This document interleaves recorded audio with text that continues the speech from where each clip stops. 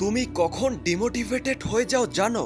যখন তোমার সমস্যাগুলোকে তোমার থেকে অনেক বড় ভাবা শুরু করো, যখন তুমি তোমার পড়ার বইয়ের কাছে হার মেনে তোমার ফোনের মধ্যে ঢুকে পড়ো, আর সেই প্রতিটি মুহূর্তে তুমি হেরে যাও, যখন তুমি মনে করো তুমি জেতার যোগ্য নয়। সমস্যা চারদিক থেকে তোমাকে ঘিরে ধরে, মুশকিল প্রতিটি পদক্ষেপে তোমার সাথে মোকাবেলা করে, যখন একটা চিন্তাধারা তোমার মন মস্তিষ্ককে কবজা করে ফেলে যে তুমি এটা করতে পারবে না।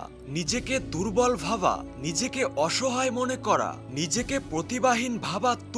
তোমার কাছে একটাই প্রশ্ন, কেন তুমি এক্সামে ভালো রেজাল্ট করতে পারবে না? কেন তুমি পড়াশোনাতে ভালো হতে পারবে না? যারা এখন তোমার ক্লাসের টপার, তাদের মধ্যে এবং তোমার মধ্যে কিসের পার্থক্য তুমি কি জানো? দায়িত্ব, বার্ধক্য, লজ্জার, জেদ ও প্রতিজ্ঞার। দায়িত্ব থাকতে হবে যে আমি আমার ফ্যামিলিকে ভালো দিন দেখাবো। তোমার লজ্জা থাকতে হবে চোখে যে আমার জন্মদাতা পিতাকে যেন রোদ বৃষ্টির মধ্যে মাথার ঘাম পায়ে ফেলিয়ে টাকা রোজগার না করতে হয়। তোমার জেদ থাকতে হবে রক্তে যে যাই হয়ে যাক আমাকে সাকসেসফুল হতেই হবে। আর প্রতিজ্ঞা করতে হবে যে বারবার পড়ে যাওয়া সত্ত্বেও আবারও উঠে দাঁড়াতে হবে, ঘুরে দাঁড়াতে হবে। থেমে থাকলে চলবে না। পড়াশোনা কারোরই ভালো লাগে না, সবার কাছেই বোরিং লাগে।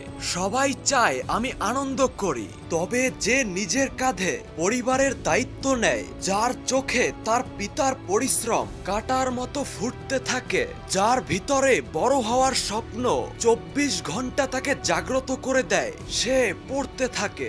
যাই হয়ে যাক, পরিস্থিতি যেমনই থাকুক না কেন, পরিস্থিতিকে ম্যানেজ করে ফালতু জিনিসগুলোকে ইগনোর করে সে পড়তে থাকে। সে জানে অনেকের কাছে সে বোরিং হয়ে যাচ্ছে, তার বন্ধুরা অনেকেই তার থেকে দূরে সরে যাচ্ছে, কিন্তু তাও সে পড়তে থাকে। কারণ সে জানে এই সময় একমাত্র এই পড়াশোনাই তার জীবনকে বদলে দিতে পারে। একমাত্র এই পড়াশোনাই তাকে উচ্চ স্থানে পৌঁছাতে পারে। এই ডিসিপ্লিন তাকে উন্নত বানাতে পারে। তোমার না পড়তে পারার কারণ তোমার আশেপাশের পরিবেশ ভালো না, তোমার আশেপাশের মানুষগুলোও না, হয়তো তোমার ফ্রেন্ড সার্কেলও না, হয়তো তোমার ফ্যামিলি ব্যাকগ্রাউন্ডও ভালো না। এর কারণ তোমার চিন্তা ভাবনায় আর তোমার জেদ, তোমার দায়িত্ববোধ।